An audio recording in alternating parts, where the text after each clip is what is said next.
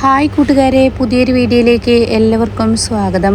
അങ്ങനെ തൻ്റെ അമ്മ ആ പഴയ അമ്മയായി തിരികെ കിട്ടാൻ വേണ്ടി ദേവയാനിയുടെ അമ്മയെ ആദർശ് കൊണ്ടുവരാണ് കേട്ടോ. ഒരിക്കലും ദേവയാനിയുടെ അമ്മ ആദർശ് പറഞ്ഞിട്ടാണ് അങ്ങോട്ടേക്ക് വന്നത് എന്ന് പറയില്ല. നിൻ്റെ മനസ്സിൽ എന്തോ ഒരു സങ്കടമുണ്ടല്ലോ, അത് ശരിയാക്കാൻ വേണ്ടിയാണ് ഞാൻ അങ്ങോട്ടേക്ക് വരുന്നതെന്ന് പറഞ്ഞിട്ടാണ് വരുന്നത്. ദേവയാനിയുടെ അമ്മ ഒരു പുലി തന്നെയാണ് കേട്ടോ. തെറ്റും ശരിയും വേഗം തിരിച്ചറിയാനും വേണ്ടവർക്ക് ശിക്ഷ കൊടുക്കാനും ഒക്കെ കഴിവുള്ള ഒരാൾ തന്നെയാണ് ദേവയാനിയുടെ അമ്മ. ദേവയാനിയുടെ അമ്മ എത്തിക്കഴിഞ്ഞാൽ ദേവയാനി പോലും വിറക്കുന്ന ആ കിടുക്കൻ സീനാണ് കേട്ടോ. അങ്ങനെ ദേവയാനിയുടെ അമ്മ അനന്തപുരിയിലോട്ട് വരികയാണ്. അനന്തപുരിയിൽ എത്തുമ്പോൾ തന്നെ അവരുടെ എൻട്രി ഒരു ഒന്നൊന്നര എൻട്രി തന്നെയാണ് കേട്ടോ. അവരുടെ ആ ലുക്കും ആ വേഷവും അതൊക്കെ കണ്ടു കഴിഞ്ഞാൽ ആരും ഒന്ന് നോക്കിപ്പോവും. അത്രയും നല്ല ആർഭാടത്തോടു കൂടിയാണ് കേട്ടോ അവർ വരുന്നത്. അങ്ങനെ അവർ അനന്തപുരിയിലെ ഗേറ്റിന് ആ വെളിയിൽ വരികയാണ്. ഗേറ്റ് തുറക്കുന്നില്ല. അങ്ങനെ തൻ്റെ ഡ്രൈവറോട് പറയാണ്, എടോ താൻ ഒന്നും കൂടി വണ്ടി ഒന്ന് ഓർണ അടിച്ചു നോക്ക് എന്നിങ്ങനെ പറയാണ് കേട്ടോ. അപ്പോൾ ഈ സമയം അയാൾ നിർത്താതെ വണ്ടി ഇങ്ങനെ ശബ്ദമുണ്ടാക്കിക്കൊണ്ടിരിക്കും. പക്ഷേ എത്ര വണ്ടിയുടെ ഓർണം അടിച്ചിട്ടും ഗേറ്റ് തുറക്കുന്നില്ല. അത് കണ്ട ഉടൻ തന്നെ ദേവയാനിയുടെ അമ്മക്ക് അങ്ങ് ദേഷ്യം പിടിക്കാണ്. സെക്യൂരിറ്റിയായി ഇവിടെ ഒന്നിനെ നിർത്തിയിട്ട് അവൻ എന്താ അവിടെ ചെയ്യുന്നത്, താൻ ഇറങ്ങി നോക്കി നോക്കടോ എന്ന് പറയുമ്പോൾ ആ ഡ്രൈവർ ഇറങ്ങി നോക്കുമ്പോൾ കാണുന്ന കാഴ്ച ഇയാൾ കിടന്ന് ഉറങ്ങുന്നതായിരിക്കും കേട്ടോ. അങ്ങനെ അയാളെ ഉറക്കത്തിൽ നിന്ന് തട്ടി എഴുന്നേൽപ്പിച്ച് അയാളോട് ഗേറ്റ് തുറക്കാൻ വേണ്ടി പറയാണ്. ഇതേ സമയം അയാൾ സോറി എന്ന് പറയുന്നുണ്ട്. പക്ഷേ വണ്ടിയെടുത്ത ഉടൻ തന്നെ അയാളുടെ മുന്നിലെത്തിയ ഉടൻ തന്നെ അയാളോട് ദേവയാനിയുടെ അമ്മ ചൂടാവാണ്. എടോ, തന്നെ ഇവിടെ ഒരു ജോലിക്ക് നിർത്തിയിരിക്കുന്നത് തന്നെ കിടന്നുറങ്ങാൻ വേണ്ടിയല്ല, ആളുകൾ വരുമ്പോൾ ഗേറ്റ് തുറന്നു കൊടുക്കാൻ വേണ്ടിയാണ്. ഇനി ഇത് ആവർത്തിച്ച് കഴിഞ്ഞാൽ തനിക്കുള്ള ശിക്ഷ എന്തായിരിക്കുമെന്ന് പറയണോ എന്ന് പറയുമ്പോൾ അയാൾക്ക് നല്ല പേടിയാവണം കേട്ടോ. കാരണം മുമ്പ് വന്നതുകൊണ്ട് തന്നെ അയാൾക്ക് ആരാണ് ഈ വ്യക്തി എന്നറിയാം. അതുകൊണ്ട് സോറി മാഡം, എനിക്ക് തെറ്റ് പറ്റിയെന്ന് പറയാനേട്ടാ. ഇതേ സമയം ആ ഒരു വണ്ടി കയറി വരുന്നത് കണ്ട് അനാമിക പുറത്തോട്ട് വരികയാണ്. ഇതിപ്പോൾ ആരാണ് ഇപ്പോൾ ഈ സമയത്ത് കയറി വരുന്നത്, ആരാണെങ്കിലും ഒന്ന് നോക്കി നോക്കാം എന്ന് പറഞ്ഞിട്ട് അനാമിക പുറത്ത് വരികയാണ്. അങ്ങനെ അനാമിക ആരാണ് ആ കാറിൽ നിന്ന് ഇറങ്ങുന്നത് അറിയാൻ വേണ്ടി തൻ്റെ കണ്ണും തള്ളി പുറത്തോട്ട് നോക്കി നിൽക്കുമ്പോൾ ആ കാറിൽ നിന്ന് ഇറങ്ങുന്ന ആളെ കണ്ട് അനാമിക തന്നെ ഒന്ന് ഞെട്ടി പോകുന്നുണ്ട് കേട്ടോ. ഒരു ഒന്നൊന്നര ലുക്കാണല്ലോ ഇവർ. ഇത്രയും പ്രായമായിട്ടും ഇവർക്ക് ഈ ഒരു വേഷം കെട്ടലിന് യാതൊരു കുറവില്ലല്ലോ.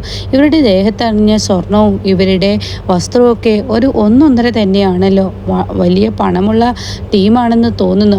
എന്തെങ്കിലും ആവട്ടെ, തനിക്കിപ്പോൾ ഇവരെ സംബന്ധിച്ച് തനിക്കിപ്പോൾ ഇവരുടെ കാര്യം നോക്കേണ്ട ആവശ്യമില്ല എന്ന് പറഞ്ഞിട്ട് അനാമിക അങ്ങ് തിരിഞ്ഞു പോകാൻ നോക്കുന്ന സമയത്ത്, എടി നീ എങ്ങോട്ടാടി പോകുന്നത്? അത് കേട്ട ഉടനെ അനാമിക്ക് ദേഷ്യം പിടിക്കണം. എന്നെ എടിയെന്നോ? എന്താ താങ്കൾ എന്നെ വിളിച്ചത്? പിന്നെ എടിയല്ലാതെ പിന്നെ ഞാൻ എന്താടി നിന്നെ വിളിക്കേണ്ടത്? എടാ എന്ന് വിളിക്കണോ? നീ ഒരു പെണ്ണല്ലേ എന്ന് ചോദിക്കുമ്പോൾ, അതെ എനിക്കൊരു പേരുണ്ട്. എന്താ തൻ്റെ പേരെന്ന് എനിക്കറിയില്ലല്ലോ, എങ്കിലല്ലേ തന്നെ പേര് വിളിക്കാൻ കഴിയുള്ളൂ. എൻ്റെ പേര് അനാമിക. അനാമികയാണെങ്കിലും കുനാമികയാണെങ്കിലും തന്നോട് ഒരു കാര്യം പറയുന്നു, അതങ്ങ് ചെയ്യണം. അത് കേട്ട ഉടനെ അനാമിക, എന്ത് കാര്യം? അതെ, എൻ്റെ ലഗേജുകൾ ഡിക്കിൽ കിടക്കുന്നുണ്ട്, അതെല്ലാം എടുത്തു കൊണ്ടുപോവാ. ഇത് കേട്ട ഉടനെ അനാമിക പറയണേ, എന്നെ കൊണ്ടൊന്നും പറ്റില്ല, നിങ്ങളുടെ ലഗേജ് ഏറ്റിലല്ല എൻ്റെ ഇവിടുത്തെ ഡ്യൂട്ടി. അത് കേട്ട ഉടനെ, അതെന്താ തനിക്ക് ആ ലഗേജ് എടുത്താൽ തൻ്റെ കയ്യിലെ വള അങ്ങ് ഊരിപ്പോകുമോ? അത് കേട്ട അനാമിക പറയണേ, അതെ എന്നെ കൊണ്ട് പറ്റില്ല എന്ന് പറഞ്ഞാൽ പറ്റില്ല. ഇവിടെ അതിൻ്റേതായ സെർവൻ്റ് ഉണ്ട്, വേണമെങ്കിൽ ആ വാച്ച്മാനെ വിളിക്കാം എന്ന് പറഞ്ഞ ഉടനെ, ഞാൻ വാച്ച്മാനെ വിളിക്കാനാണെങ്കിൽ തന്നോട് എനിക്ക് പറയേണ്ടത് ആവശ്യമില്ലല്ലോ. ഞാൻ വന്ന ഡ്രൈവറുണ്ട് ഇവിടെ, അവനോട് എടുത്തു വെക്കാൻ പറഞ്ഞാൽ പോരെ. തനിക്കെന്താ ഇവിടെ എടുത്തു വെച്ചാൽ കുഴപ്പം? അനന്തപുരിയിലെ മരുമക്കൾക്ക് ഇതെടുത്തു വെക്കാൻ പാടില്ലെന്നുണ്ടോ? അത് കേട്ട ഉടനെ അനാമിക, ഈ കിളവി എന്താണ് ഇപ്പോൾ ഇത്? മനുഷ്യനോട് തല്ലുകൂടാനായിട്ട് വന്നിരിക്കുന്നു. ഇവരിവിടുത്തെ ആരോ ആണ്, അതാണ് ഇത്രയും അധികാരത്തോടു കൂടി സംസാരിക്കുന്നത്. അങ്ങനെ എന്താടി നീ എന്നെ പറഞ്ഞത്? കിളവി എന്നോ? കിളവി എന്ന് വിളിക്കാൻ പാടോ? ഒരു വയസ്സിന് മൂത്ത ആളുകളോട് സംസാരിക്കാനും പെരുമാറാനൊന്നും നിനക്കറിയില്ലേ? ഇത് വല്ലാത്ത ശല്യമായല്ലോ. ശല്യോ? എന്താ നീ പറയുന്നത്? ഇവർക്ക് എന്ത് ചെവിയാ? ഞാൻ പതുക്കെ പറയുന്നതൊക്കെ ഇവരെങ്ങനെ കേൾക്കുന്നത് എന്നെങ്ങനെ പറയുന്നു കേട്ടോ. എന്നാൽ ഈ സമയം അനാമികയോട്, അതെ നിൻ്റെ വിളച്ചിൽ എൻ്റെ അടുത്ത് വേണ്ട, മര്യാദക്ക് ആ സാധനം എടുക്കാൻ പറഞ്ഞിട്ടുണ്ടെങ്കിൽ അതെടുക്ക്, അത് എടുത്തും കൊണ്ട് റൂമിൽ കൊണ്ടുവെക്കാൻ പറഞ്ഞാൽ കൊണ്ടുവെക്കുക എന്ന് പറയാൻ കേട്ടോ. ഇതേ സമയം ഇവരാരാണാവോ ഈശ്വര, ഇനിയിപ്പോൾ ഇവരുടെ ശിക്ഷയും ഞാൻ അനുഭവിക്കേണ്ടി വരുമോ? ആ നയനയും നവ്യയും കൂടി എന്നെ പെടാപാട് പെടുത്തുമ്പോൾ ഇനിയിപ്പോൾ ഇവരുടെയും ക്രൂരത ഞാൻ അനുഭവിക്കണം. ആരാണാവോ ഈ കിളവി എന്നൊക്കെ ഇങ്ങനെ സ്വയം നിന്ന് പറഞ്ഞ് ആ പെട്ടി അങ്ങോട്ട് വലിച്ചെറിയുന്നു, ഇങ്ങോട്ട് വലിച്ചെറിയുന്നു. അങ്ങനെ ദേവയാനിയുടെ അമ്മ കുറച്ച് കുറച്ച് മുന്നോട്ട് നീങ്ങി പോയിട്ടുണ്ടാവും. പിന്നീട് പിറകിലോട്ട് തന്നെ വന്നിട്ട്, അതെ എൻ്റെ പെട്ടികൾക്ക് എന്തെങ്കിലും പരിക്കുകൾ വന്നു കഴിഞ്ഞാൽ നിന്നെ കൊണ്ട് ഞാൻ എന്താ ചെയ്യിപ്പിക്കുക എന്ന് പറയാൻ പറ്റില്ല എന്ന് പറയുമ്പോൾ വല്ലാത്തൊരു കഷ്ടമായല്ലോ, എന്തൊരു ഭാരമാണ്, മുടിഞ്ഞ വെയിറ്റ് ആണല്ലോ ഈ പെട്ടിക്ക് എന്നൊക്കെ പറഞ്ഞിട്ട് പതുക്കെ ഇങ്ങനെ ഇറക്കി വെക്കണ്ടിട്ടോ. എന്നാൽ ഈ സമയം ആരാണ് ഉമ്മറത്ത് വന്നിരിക്കുന്നത്, ആരോടാണ് ഈ സംസാരിക്കുന്നത് എന്ന് കേട്ടിട്ട് ദേവയാനി മുകളിൽ നിന്ന് നോക്കുമ്പോൾ താൻ കാണുന്ന കാഴ്ച തൻ്റെ അമ്മയായിരിക്കട്ടോ. അമ്മയെ കണ്ട ദേവയാനി ഓടി വരികയാണ്. അമ്മേ എന്ന് പറഞ്ഞിട്ട് അങ്ങ് കെട്ടിപ്പിടിക്കണേട്ടോ. ഇതേ സമയം ശബ്ദം കേട്ട് വസുന്ധരയും അതുപോലെ ജലജയും ജാനകിയും ഒക്കെ അങ്ങോട്ടേക്ക് എത്തണം കേട്ടോ. അപ്പോൾ ഉടൻ തന്നെ അനാമിക പെട്ടിയും താങ്ങി പിടിച്ചു വരുമ്പോൾ, അമ്മേ ഇത് വല്ലാത്തൊരു സർപ്രൈസ് ആയിട്ടുണ്ടല്ലോ, അയ്യോ ഇത് ഇവരുടെ അമ്മയായിരുന്നു, ഈശ്വര പെട്ടല്ലോ, ഞാനാണെങ്കിൽ ഇവരോട് മറുപടി പറയുകയും ചെയ്തു, ഇനി എനിക്ക് തിരിച്ചടി കിട്ടുമോ എന്ന പേടിയിൽ അനാമിക ഇങ്ങനെ നിൽക്കണം കേട്ടോ. അപ്പോൾ ഇതേ സമയം അനാമികയെ കണ്ട ഉടൻ തന്നെ ദേവയാനി, മോളെ നീങ്ങ് വന്ന എൻ്റെ അമ്മയെ നിനക്ക് പരിചയപ്പെടുത്തി തരാം. അത് കേട്ട ഉടൻ തന്നെ അനാമിക പറയാണ്, ഞാനിത് കൊണ്ടുവച്ച് വരാം വല്യമ്മേ എന്ന് പറഞ്ഞിട്ട് അങ്ങ് പോവാണ് കേട്ടോ. ഇതേ സമയം ദേവയാനിയുടെ അമ്മ ഇങ്ങനെ തുറിച്ച് നോക്കുന്നു, എന്താണ് വേണ്ടത് എന്ന ഭാവത്തിൽ ഇങ്ങനെ തുറിച്ച് നോക്കണം കേട്ടോ. ഈ സമയം അനാമിക പെട്ടെന്ന് അവിടെ നിന്ന് ഓടുകയാണ്. വല്ലാത്തൊരു സർപ്രൈസ് തന്നെയാണല്ലോ എൻ്റെ അമ്മ എനിക്ക് തന്നത്. എടി ഞാൻ എന്ന് വന്നതാണ് കാനഡയിൽ നിന്ന്, എന്നിട്ട് നീ എന്നെ ഒന്ന് കാണാൻ വന്നോ, എൻ്റെ കൊച്ചുമകനും എൻ്റെ മരുമകനും ഒക്കെ എന്നെ ഒന്ന് കാണാൻ വന്നു, എന്നാൽ നീ എന്താ എന്നെ കാണാൻ വരാഞ്ഞത്? എന്നാൽ എൻ്റെ മകളെ എനിക്ക് മറക്കാൻ പറ്റില്ലല്ലോ, അതുകൊണ്ടാണ് ഞാൻ ഇങ്ങോട്ടേക്ക് വന്നത്. അതമ്മേ ഇവിടുത്തെ ഓരോ തിരക്കും കാര്യങ്ങളും ഇപ്പോൾ അതിനിടയ്ക്ക് മാലയിടലും ഒക്കെപ്പാടെ ആയപ്പോൾ വലിയൊരു ബുദ്ധിമുട്ടായി, അതുകൊണ്ടാണ് അമ്മയെ കാണാൻ ഞാൻ വരാതിരുന്നത്. തിരക്ക് കൊണ്ടാണ് അമ്മേ, പിന്നെ അച്ഛന് സുഖമില്ലാത്തതും അറിയാലോ എന്നൊക്കെ പറയാണ് കേട്ടോ. അപ്പോൾ ഈ സമയം വസുന്ധരയോട് ചോദിക്കും, അല്ല മൂർത്തി സാർ ഉണ്ടോ ഇവിടെ? ഇല്ല, പുറത്തു പോയിരിക്കുന്നു എന്ന് വസുന്ധര പറയാനേട്ടാ.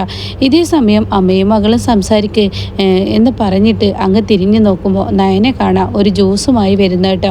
നയനയെ കണ്ട ഉടൻ തന്നെ മഹാലക്ഷ്മിയാണ് തൻ്റെ മുന്നിലോട്ട് വരുന്നത് എന്ന ആ ഒരു ഭാവത്തോടു കൂടി മുത്തശ്ശി തൻ്റെ ഗൗരവമൊക്കെ മാറ്റിവെച്ച് നയനെ തന്നെ ഇങ്ങനെ നോക്കി നിൽക്കണം കേട്ടോ. ഇതേ സമയം ദേവിയാനിയാണെങ്കിലോ, അമ്മേ ഇതാണ് ഞാൻ പറഞ്ഞ ആ നയന, ആദർശിൻ്റെ പെണ്ണ്, ആദർശിനെ പറ്റിച്ച് കബളിപ്പിച്ച് മുഖം മറച്ച് താലി കെട്ടിയവൾ, ഇവളാണ് അമ്മേ അവൾ എന്നൊക്കെ പറയുമ്പോൾ അവളെ തന്നെ ഇങ്ങനെ നോക്കുകയാണ് കേട്ടോ. ഇതേ സമയം ദേവയാനി പറയും, എന്താ അമ്മേ ഞാൻ പറയുന്നതിന് ഒരു മറുപടി അമ്മ നൽകാത്തത്? അങ്ങനെ നയന അടുത്ത് വരികയാണ്. ഇതാ മുത്തശ്ശി ജ്യൂസ് എന്ന് പറയുന്നത് കേട്ടോ. അപ്പോൾ ഉടൻ തന്നെ ആ ശരി അവിടെ വെച്ചേക്ക്. അപ്പോഴേക്കും മുത്തശ്ശി എന്നോ, നിനക്കെങ്ങനെ എന്നെ അറിയാം? അത് ആദർശേട്ടൻ എനിക്ക് മൊബൈലിൽ കാണിച്ചു തന്നിട്ടുണ്ട്, ആദർശേട്ടൻ്റെ അമ്മയുടെ അമ്മയാണ് എന്ന് പറഞ്ഞിട്ട് അങ്ങനെ ഒരു നോക്ക് കണ്ടതാണ്. എന്തായാലും മുത്തശ്ശി എന്ന് പറഞ്ഞിട്ട് അനുഗ്രഹമൊക്കെ കാലിൽ വീണ് വാങ്ങാൻ കേട്ടോ. ഇതോടുകൂടി മുത്തശ്ശിക്ക് വളരെ ഇഷ്ടമാവുകയാണ്. നല്ലൊരു പെൺകുട്ടി, കണ്ടപാടെ എല്ലാവരോടും സ്നേഹത്തോടു കൂടി പെരുമാറാനും ഒക്കെ അറിയാലോ എന്ന ഭാവത്തിൽ ഇങ്ങനെ മുത്തശ്ശി നിൽക്കണം കേട്ടോ. അങ്ങനെ നയന ഈ ജ്യൂസൊക്കെ കൊടുത്തിട്ട് ദേവയാനിയുടെ അമ്മയോട് ചോദിക്കും, യാത്രയൊക്കെ സുഖമായിരുന്നോ? കുഴപ്പമൊന്നുമില്ലല്ലോ. ഉടൻ തന്നെ പറയണേ, എൻ്റെ കാല് വല്ലാത്തൊരു നീരുണ്ട്, യാത്ര ചെയ്തതിൻ്റെ ആണെന്ന് തോന്നുന്നു. അത് കേൾക്കുന്ന നയന പറയണേ, അല്ല മുത്തശ്ശി ഇത് യാത്രയുടെ ഒന്നല്ല, ഇത് കാലിന് ചെറിയൊരു വേദനയുണ്ട്, മുമ്പെങ്ങാനും ഉണ്ടായിരുന്നോ? അത് കേട്ടോ, ഇല്ല ഞാനിപ്പോൾ യാത്ര ചെയ്തപ്പോൾ ഇരുന്നതിൻ്റെ ക്ഷീണമായിരിക്കും എന്ന് മുത്തശ്ശി പറയുമ്പോൾ നയന പറയാണ്, ഞാൻ തൈലം എടുത്ത് കൊണ്ടുവരാം മുത്തശ്ശി, അതൊന്ന് തേച്ച് കഴിഞ്ഞാൽ തീർച്ചയായും വേദനയ്ക്ക് നല്ല ശമനമുണ്ടാവും എന്ന് പറഞ്ഞിട്ട് നയന തൈലം എടുക്കാൻ പോവാണ് കേട്ടോ. എന്നാൽ ഈ സമയം കണ്ടില്ല അമ്മേ, അവൾക്ക് ഓരോരുത്തരെയും കുപ്പിയിലാക്കാൻ നല്ല കഴിവാണ്, അവൾ വലിയ മിടുക്കിയാണ് എന്നൊക്കെ പറയുമ്പോൾ, എടി ദേവിയാനി നിനക്ക് തെറ്റ് പറ്റിയിരിക്കുന്നു എന്നാണ് എനിക്ക് തോന്നുന്നത്. ഞാൻ കണ്ട നോട്ടത്തിൽ, നിനക്കെന്നെ അറിയാലോ, ഒരൊറ്റ നോട്ടത്തിൽ ആളുകളുടെ മനസ്സ് എനിക്ക് പിടിച്ചെടുക്കാൻ കഴിയും. എന്നാൽ എനിക്ക് മനസ്സിലാക്കിയെടുത്തോളം നിനക്ക് ചേർന്ന മരുമകൾ തന്നെയാണ് അവൾ. നിന്നെ എന്തുകൊണ്ടും താങ്ങും തണലുമായി നിന്നെയും നിന്റെ മകനെയും നോക്കുന്നവളാണ് അവൾ. പ്രത്യേകിച്ച് ആദർശ് ഒരു അസുഖക്കാരനാണല്ലോ, അവനെ യാതൊരു കുറവുമില്ലാതെ അവൾ നോക്കും. അതെനിക്ക് അവളുടെ മുഖത്ത് എഴുതി വെച്ചതുപോലെ തോന്നി എന്ന് പറഞ്ഞ ഉടനെ ഇത് തന്നെയാണ് ജയേട്ടനും പറയുന്നത്. ആര് എന്ത് പറഞ്ഞാലും അവളെക്കുറിച്ചാണ് നല്ലത് പറയുന്നത്.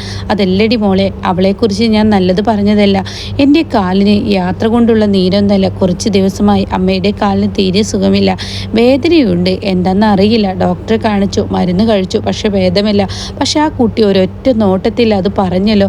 എന്തായാലും അവൾ ഒരു മഹാലക്ഷ്മി തന്നെ, നിന്റെ മകന് കിട്ടിയ ഭാഗ്യമാണെന്ന് കരുതിക്കോ. ഇത് കേൾക്കുന്ന ദേവയാനിക്ക് അത്ര അങ്ങ് ഇഷ്ടപ്പെടുന്നില്ല കേട്ടോ. അപ്പോഴാണ് അങ്ങോട്ടേക്ക് അനാമികയുടെ കയറി വരവ്. അനാമികയെ കണ്ടപാടെ ദേവയാനി ചിരിച്ചും കൊണ്ട്, അമ്മേ, ഇവളാണ് അനിയുടെ ഭാര്യ, ഇവളാണ് എൻ്റെ മരുമകൾ, എന്തുകൊണ്ടും യോഗ്യത ഇവൾക്കാണ്, നല്ല തറവാടിയായ കുട്ടിയാണ്, നല്ല തറവാട്ടിലെയും കുട്ടിയാണ്, നല്ല പണവും പ്രതാപവും ഒക്കെ ഉള്ള കുട്ടിയാണ്, എനിക്ക് തോന്നിയില്ല ഇവളെ കണ്ടപ്പോൾ. അത് കേൾക്കുന്ന അനാമിക ഒന്ന് ഞെട്ടിപ്പോയിട്ടോ. എന്താ ഇവർ ഈ പറയുന്നത്?